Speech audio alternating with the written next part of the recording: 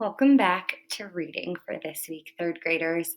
So again, we are going to be practicing talking and thinking to our text and having a discussion with our text. Obviously, a book is not a physical person, but we can have a conversation to our text based on the things that we jot. And then we are able to take those jots and have conversations with each other about them, which we are working our way up to doing, and you've been practicing during class time with reading partners. So what I'm going to do for today is I am going to read you part of the book Computers. And while I'm reading it, I want you to be looking at the chart over here in this document to look at the sentence starters that we use when we are writing jots and when we are thinking and talking back to the text. So again, I'm going to remind you, the thought prompts and the sentence starters that you have are, I can picture how this goes. The weird thing about this is, this makes me think that, but I wonder. It is important to notice that.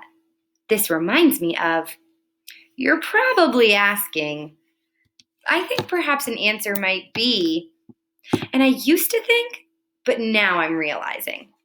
So what you're going to do is you are going to pay really close attention when I'm reading the book and pay even closer attention to what's going on in your head. What are you thinking? What are you wondering? What questions are you asking? What connections are you making? You might even have a jot just based on what's going on this cover of this book. Remember, we talk back to the text from the second we pick it up, the second we orient to our cover and to our genre. So here it is. Computers.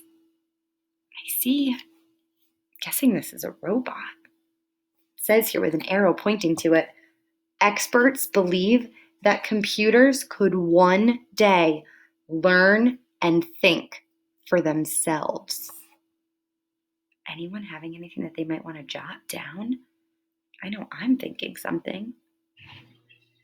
So while I'm reading to you today and while we're orienting to the text, you're going to do 2 jots based off of this book, Computers. So you might even pause this video and start doing some of your jots, or maybe you have a Post-it near you or your whiteboard and you're making your jots there, and then you'll put them in the Google Doc after. But 2 jots are about my book that I'm reading to you. And then after you're done doing the 2 jots based on what I read to you, you're going to take and choose any nonfiction book that you would like, whether it's a physical book you have, one from the nonfiction text library I gave you, or just any other nonfiction book on Epic. You'll read that book for 25 minutes. Remember, we upped our reading minutes this week to 25. And then you'll do 2 jots based on the book you read. All right, let's dive into this book. I'm dying to know what's happening. All right, so we already talked about the front cover. Let's look at the back cover. It says Computers again, and it says a true book about, so I know this is definitely nonfiction, all facts. How big is the world's smallest computer? The micromote computer is about the size of a grain of rice. Wow, I'm thinking about, like, in relation to my finger, the size of that. I know I would be jotting something right now. I should have brought my Post-its. I should have come prepared to this reading lesson. Inside, you'll find how computers have changed over time, a timeline, photos, and what the future holds for computer technology, and surprising true facts that will shock and amaze you. Let's get started. I'm used to seeing a table of contents on the first page, but different in this book. Find the truth. Everything you are about to read is true, except for one of the sentences on this page. This sounds fun. Which one is true? True or false? Microsoft invented the first personal computers? Wonder what you guys are thinking right now. I'm not sure. Or this one, true or false? Early computers once filled an entire room. Were computers ever that big? Find the answers in this book. Oh, They're really hooking me in here to make me read. I wonder if this is giving anyone ideas for even their own writing to like hook your readers that way. Oh, here's the table of contents. Look at all these amazing chapters.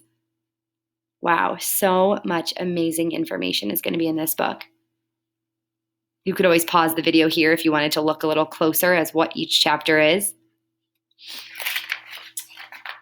But I'm going to start reading to you from chapter 1. Remember, you're doing 2 jots about my book. Some of you might already have 2, but you need to make sure you're doing 2 jots based on this book.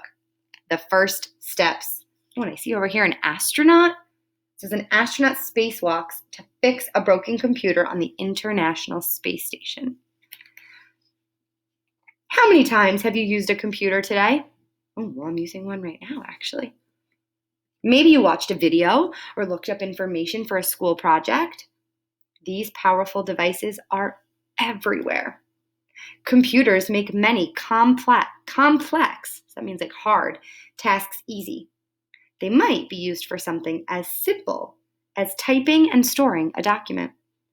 But they can also be used for something as complicated as sending a spacecraft, such as the Mars rover, to Mars.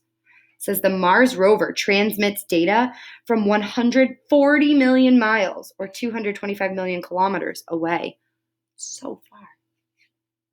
I don't know about you guys, but there were so many things that I would just be jotting down right now. Things that I'm wondering, things that I'm thinking about, things that are like making me wonder. I have definitely heard some weird things already that has my mind being like, what? A lot of things that like it reminds me of. I can picture a lot of things that they've been talking about. So make sure you're using those sentence starters. They're right there for you. Okay, we're going to read this next page spread, and then that's all the material I'm going to give you for your jots. So make sure, even if you've done your 2 jots, stay and listen to more of this. This is so interesting. Mechanical math machines. Before we had computers, people built mechanical devices to help solve math problems. These devices worked without electricity. One of the earliest known math machines was created thousands of years ago. Called an abacus, it used rows of beads to perform math computations. Beads in math. I'm wondering some things right now. I wonder if you are too. Another device, the slide rule, was developed in the 1600s. It could multiply and divide and even solve trigonometry problems. It's a really big word. It must be really hard math. NASA scientists used slide rules when designing the space program. As knowledge of the world grew, the problems scientists wanted to solve became more complex. Something faster and more sophisticated was needed. In 1822, Charles Babbage set out to design a difference machine. I know difference is a math word. I'm noticing things, and it's reminding me of things. I'm making so many connections. A difference machine that could calculate and print math tables. Punch cards would be used to input data into the machine, and the machine would be 7 feet tall and weigh 5 tons. It required wheels, gears, and cranks to work. And you guys know that I have done a jot about that because it was making me think these things. So based on what I read so far on computers, and if you need to rehear anything, go back, rewind, reread, re-listen to this. But you have 2 jots that you need to complete using things from the chart over there. You have to use the sentence starters.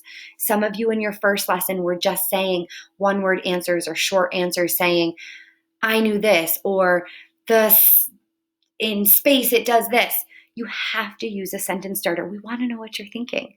Were you picturing it? Was it weird? Was it interesting? Did it connect with something? Did it make you wonder something else? Talk to us. Have those discussions with your book, about your book.